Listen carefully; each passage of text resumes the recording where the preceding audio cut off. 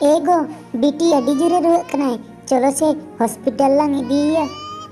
Hospital मालांग इदिया मेनखान इन ठेन मा पुइसा हो बनुआ और हॉस्पिटल चलाव लेनखान मा पुइसा पतर मा खर्चो गया। एगो पुइसा बनु खान जहां गे उधार हतार कम से पोरे तेलांग एमा कोआ। आम जखोनेम लईआ तबे जहां गे उधार कोय हतार होयुआ। ठीक गया तबे आम नोडे ताहे हतार तलांग में इन कटी उनी करू ठेनिन सेन लेन गे। करूदा अडी मारांग लक्ति रे आम ठेनिन हेज लेना, कटी जुदी कथाम दोहो कितिना अडी नापाय हुई कोआ। चेन कथाया रमेश लई मेसे, इन मा मारांग खन हो अडीगान कथाइन दोहो कात तमा, नोआ कथा हुन दोहोय तमा, मा लई गोद में चेन कथा। करूदा कथा दो हुयुक कना इᱧिज हपनरा अडी जुरे रुआक कनाय, इन ठेज नितो मिट पुइसा हो बनुक का, ओनाते 9,000 टाका उधारेम एम हताड़िया। हो ठीक गया। ओहो निये कथा बाखरा आमेम भाबितो कना, या इन 9,000 टाका उधारिᱧ एमामा आलम भाबितोआ। डाक्टर बाबू इᱧिज हपनरा ओकालेका मेनाया? उइहार रेना दो चेन हो बनुआ, अबिनिज हपनरा ट्रिटमेंट कातेन पुरापुरी लिñ बेस कादिया, नितो अबिन बिन इदी दाड़ियाया। अडी अडी सारहाव डाक्टर बाबू, अडी अडी सारहाव। ए गोम आंजोमेआ, चलो लांग ओड़ाते, बिटी दो पुरापुरी बेस उतारेनाय। होय गो चलो लांग तबे ओड़ाते। बिटी कथा बुझे में आम जहां कॉलेज रे ओलग सनाय मिया ओंडे दो आबो दो पुइसा बाबन एम दाड़ियाआ, ओंडेना फीस दो अडी गान मेनाआ, ओनाते आम बाबा ओकारे लई आय ओंडे गे ओलग में।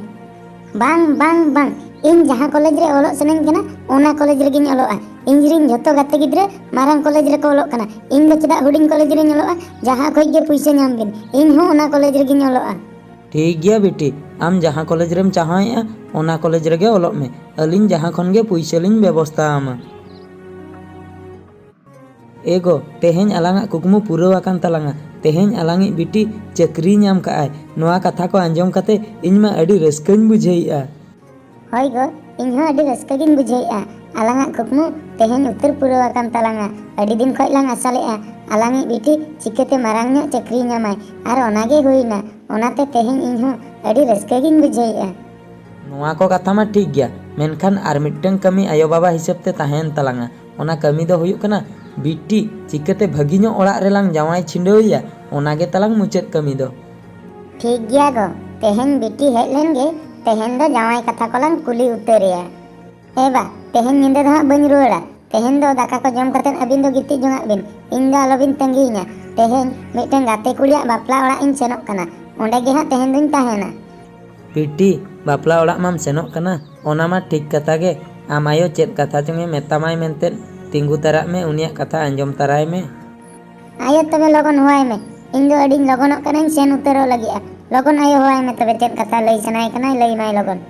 कथा दो चेद हो बांगा उनका दो बिटी आम लिñ जावाय में लगिद जामाय कुलिñ नेले कुआ, ओना कथा गेलिñ मेताम कना।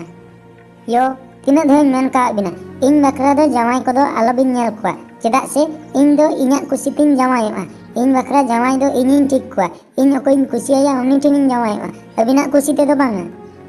आम जहायम कुसियाया उनी होतो अलिñ मा नेल लक्ति गेसे, चेदाग से अलिñ दो आमरिन आयो बाबा कनालिñ, अलिñ होतो कुसि रस्का दरकार। अबिनाग कुसि बांग कुसि रे दो इñाग दो चेद हो बांग चलाआ, इन जहांñ कुसियाया उनी ठेज गिñ जामायोआ, अबिन दोबिन कुसियादे बाबिन कुसियादे, उनाग कथा दो इन दो बंज लई दड़ा आबिना। ठीक गया बेटी, आम आयोआ कथा को दो चेद हो आलम साबा, आम ओकारेम चाहाएआ ओंडे गे जावायोग में, मेनखान निना कथा लैयालिñ में ओकारिनिज कोड़ा कनाय, चेद ताय ᱧᱩᱛᱩᱢ, चेद ताको परिस, निना रेहो तो लैयालिñ में। अबिन जस्ती कथा बड़ाय लक्ति बांगा, निना उइहार काग बिन उनी दो मिटन छत्तीक कोड़ा कनाय। चेद कथाम लईआ बेटी, उना ओल पढ़ाव कातेद मुचाद रे आम छत्तीक कोड़ा ठेनेम जावायोआ, अलिñाग मान इज्जत कथा चेद चिकाआ मासे लई में बेटी, आम जुदी छत्तीक कोड़ा ठेनेम जावायोआ अलिñ नुकु सावतारिन होड़ चेद को मेतालिñा मासे लई में बेटी। सावतारिन होड़ चेद को लैया ओना दो बंज बाड़ाया, मेनखान इन उनी कोड़ाñ कुसि कावदिया, उनी कोड़ा ठेन गे इन दुñ जावायोआ, बास नोआ गेतिñ मुचाद कथा।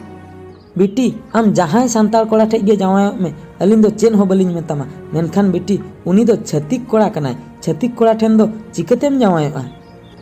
ओहो सारा घड़ी बिन छत्तीक ना, उनी दो चेद मनमी दो बांग कनाय?